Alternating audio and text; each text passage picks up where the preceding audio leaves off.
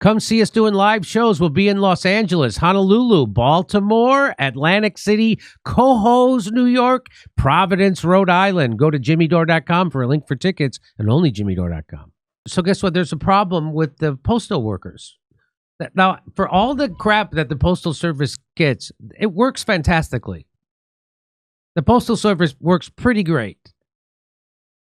And they've been trying to kill the Postal Service my whole entire lifetime because it shows people that government can work. And they don't want you to think that. They want to privatize the postal system so they can make profit off it. U.S. postal workers outraged after poverty contract announced for city letter carriers. What? The same government that wants us never to speak to each other ever again is once more effing over the postal workers? Here it is. New U.S. Postal Service letter carriers tell us they're sleeping in their vehicles and bathing at union halls because they get paid poverty wages. Jordan says this is the biggest labor fight that nobody is talking about. It involves more than 250,000 workers, and it impacts every block of every city and suburb in America. Well, all I got to say is that the postal workers are doing a bad job then of organizing and getting their message out. So here we go. Hey, it's Badmouth Morris from Branch 226 out of Glencrest, Fort Worth. I'm new to the post office, but I ain't new to unions. I mean, we're all getting fucked in this contract. You're thinking, good God, man, where's this contract? And then when it came out and see how little we got, it lit a fuse. I drive a fucking 20-year-old car. This got 270,000 miles on it. I gotta park on a hill in order for it to start, just so I can get to work to not make enough to cover rent. Fuck this shit. There's an uprising happening across the country, across all 50 states, DC, and even the US territories that the national media isn't talking about. The National Association of Letter Carriers represents over 225,000 mail delivery workers in cities and suburbs. And for the first time in 50 plus years, its members are revolting. Stoking the anger is the failure of top secret contract negotiations between the union's president, Brian Renfro, and USPS Postmaster General Louis DeJoy that left workers without a contract for more than 500 days. During this period of time, he continues to tell the carriers it's taken this long because it's going to be historic. Just hang on, it's historic. That's been going on for 7-8 months. You know, it's coming out soon, and that was kind of the running joke. People got kids going off to college, or now they're trying to buy a house, or they got a kid on the way. My bills just kept adding up because interest rates keep going up. The amount of compensation monetarily that I'm getting from the post office just isn't enough. So I was doing my best to wait this contract out because it was going to be great. You were thinking, man, if we can get up to 2.5%, 3%, 4% per year for 3 years, pretty good little contract. I installed a shower here. Well, what happened was that one of my letter carriers, he was going through a bad situation, financial situation. He became homeless. And he came here, he said, I don't have a place to stay, I can't shower, this and that. The membership approved it, so I built a shower just for they could at least 5 minutes that they could come in, shower, give them some time, a breather.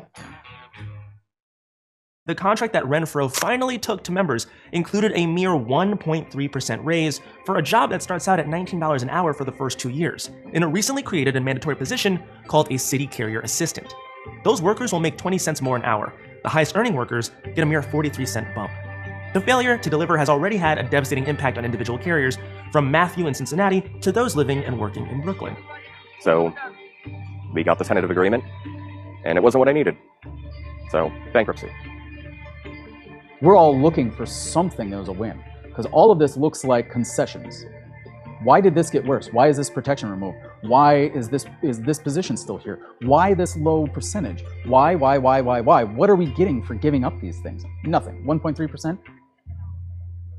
To so many carriers, that pittance of a raise is the embodiment of a much larger set of problems that have degraded a job that once guaranteed a solid middle-class life. That is the deeper undercurrent fueling this backlash. Over the past 30 years, the wages, the treatment, and the quality of life have gone from this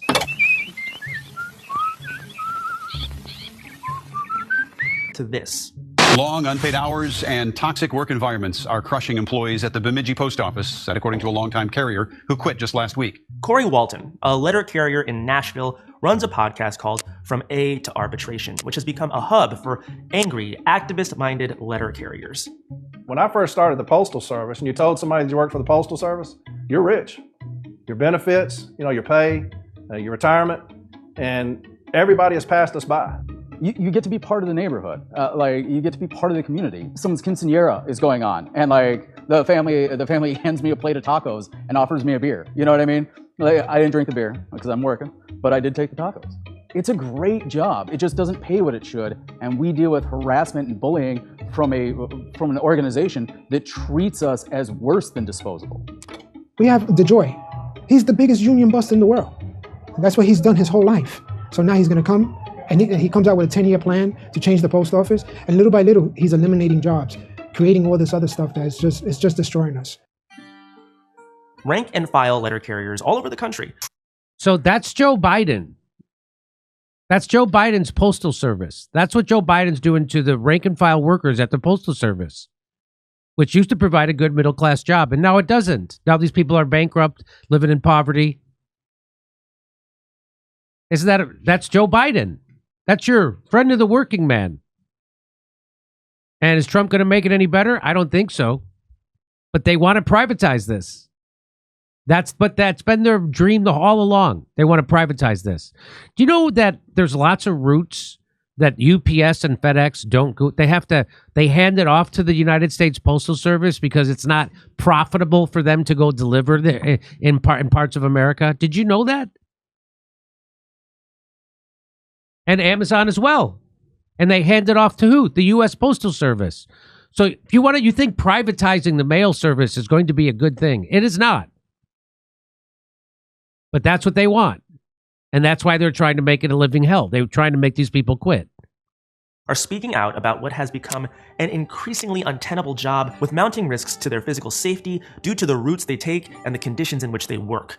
Attacks on letter carriers doubled between 2019 and 2023.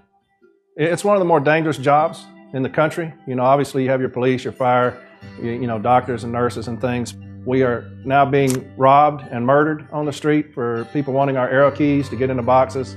I've seen a woman get shot 7 times. That was pretty jarring. I've seen a little kid get mauled by a dog on one of my routes before.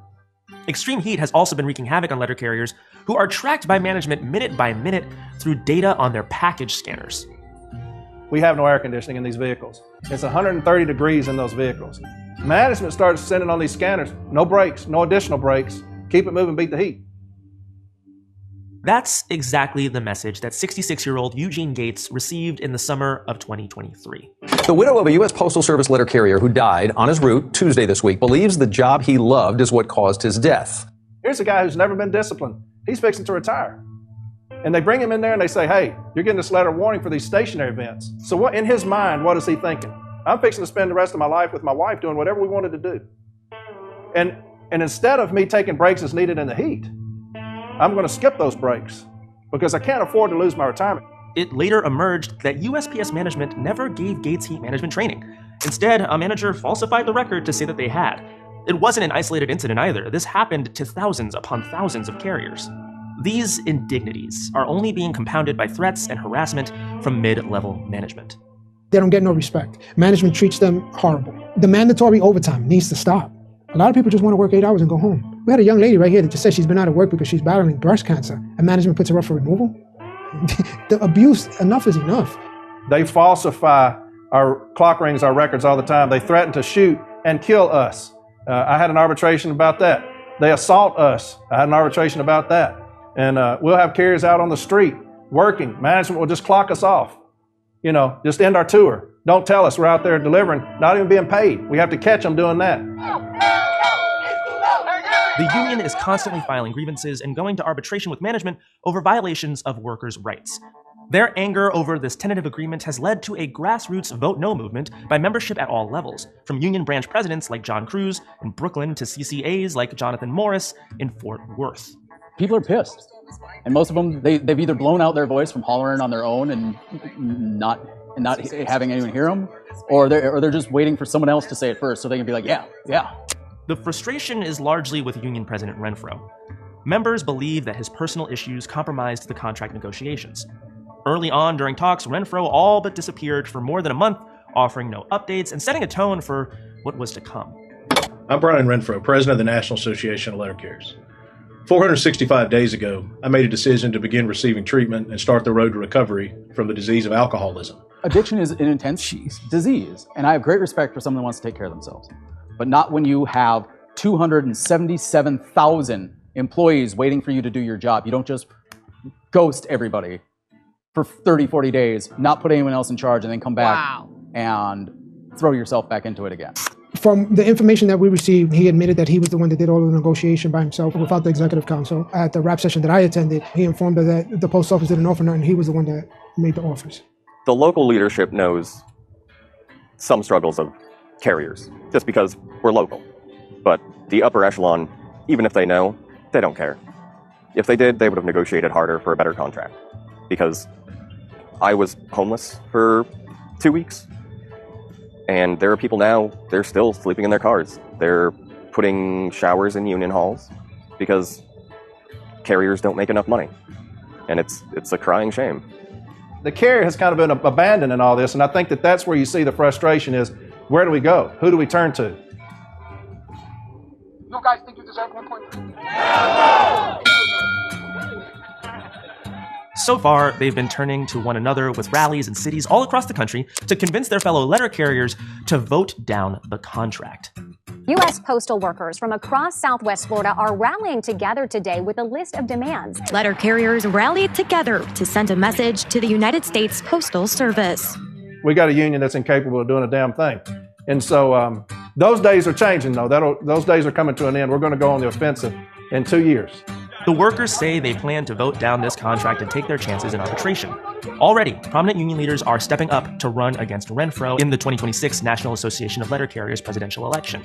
They want to save their union and make being a letter carrier a viable career again because the bond they have with the people on their routes is as strong as ever. It's not the agency people love. It's the letter carrier delivering their mail, bringing them their social security checks, bringing them their letters from their grandson. That's who the public loves, not the management who sits in their chair abusing people all day. So there you go. Welcome to Joe Biden's America. And I don't know how did they vote in that guy Renfro in the first place. So they have to. That's anyway. So and they got to wait till 2026 to vote him out. There needs to be a mutiny inside the Postal Letter Carriers Union. And someone needs to stand up and say, we need to go on strike. That's what it sounds like to me. I can't believe they're going to wait till 2026 to get rid of their... So that guy's obviously compromised. That guy's obviously not corrupt. Renfro's obviously corrupt. And they're going to wait till 2026 to rise up? I mean... Go ahead, stop. Go ahead. I would say go on strike. Stop the mail for a week. It'll bring America to its knees. Why wouldn't they do that? Why wouldn't they do targeted strikes? Why wouldn't the local unions decide that? I don't know. I'm not an expert on how that stuff works, but it seems to me that that's what I would do if I was a letter carrier. I would say, why doesn't our local go on strike? Let's teach some people a lesson. Let's make demands. Come see us doing live shows. We'll be in Los Angeles, Honolulu, Baltimore, Atlantic City, Cohoes, New York, Providence, Rhode Island. Go to jimmydore.com for a link for tickets and only jimmydore.com.